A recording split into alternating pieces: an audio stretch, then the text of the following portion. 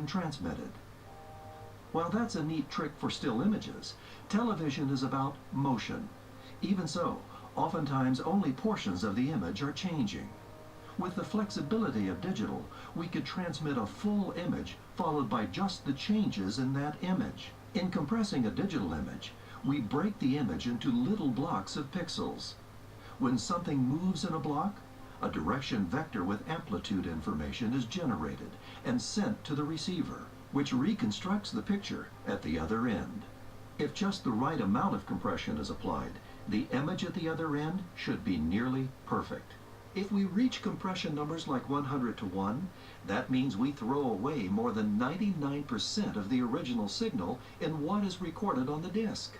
It's interesting we can do that and still end up with a picture quality essentially equal to the original.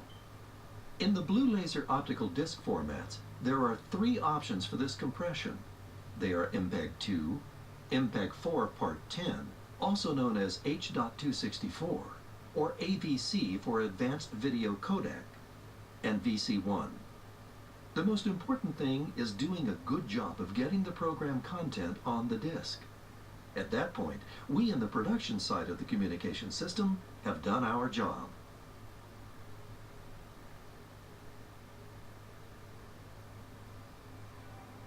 The irony of basing our HD system on the CRT is that several years into the system, it has been replaced by newer technologies, which have completely different capabilities.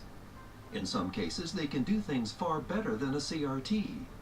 Some people in the consumer industry have even advocated changing the high-definition standards to better match these newer displays.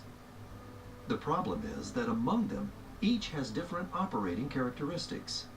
It might seem simple to pick the best of the lot and use those parameters for a new standard. Part of the problem in doing that is manufacturers of particular technologies don't want to support a standard based on something they don't use. For the time being, it appears to be easier to stay with our current system based on the color and transfer characteristics of a CRT.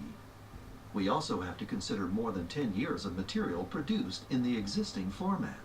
If we accept the fact that we have a good high-definition system, and it really is a good system in terms of what consumers can afford to purchase, shouldn't we be able to expect all displays in stores to look alike?